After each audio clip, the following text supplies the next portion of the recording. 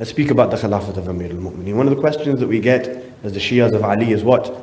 If Imam Ali was the rightful successor to the Prophet, as you believe, of course we do, it's fundamental belief, Imamat, one of our Asul, why did the Imam not fight? Right?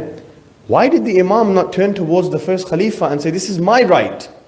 Why are you ascended the pulpit? When the second Khalifa came, why didn't the Imam? When the third, why didn't the Imam? So let's start by answering this question, right?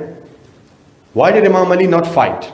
Right? One of the most common questions we get. I'm sure those of us that go to schools, colleges, universities, workplaces, and we have Muslim friends who are non-Shia, they always ask us this question. If you believe that Imam Ali was the rightful successor to the Prophet, why did the Imam not fight? Why did he not speak out?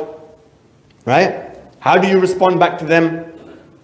The best response that we have is from the Imam himself. Nahjul Balagha, a book that has been compiled, that has all the letters, sermons and sayings of Amir al-Mu'mineen. Our ulama say, after the Quran, the most authentic book that we have is Nahjul Balagha. After the Quran. The Quran, the word of Allah. Can't touch that. ذَلِكَ الْكِتَابُ لَا رَيْبَ فِيهِ. This is the book of which there is no doubt. After the Quran, Nahjul Balagha, if you pick up Nahjul Balagha, sermon number 3, there's a khutbah in there called what? Khutbah Shakshakiyya. In Khutbah Shakshakiyya, Amir al-Mu'mineen answers this question for you. What does he say?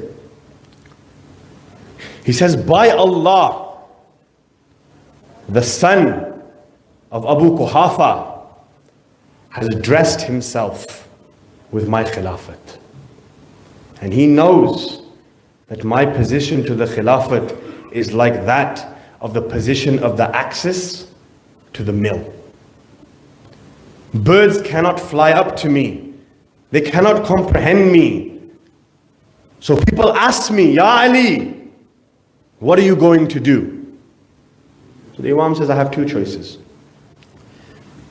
If I speak out, they will say Ali was greedy for power. If I adopt silence, they will say Ali was scared. So out of the two options that I have, I felt that adopting silence was the more academic and better approach. Therefore, I watched the plundering of my inheritance, even though there was a pricking in the eye and a suffocation in my throat.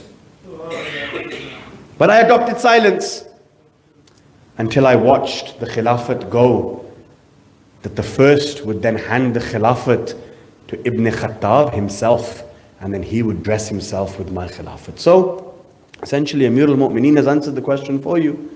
I had two choices. I can either fight or I can stay quiet. If I fight, I'll say I was greedy. If I stay quiet, they say that I was scared. But out of the two options I felt, I don't want the Muslims to fight. I don't want the Muslims to divide. The Prophet is gone.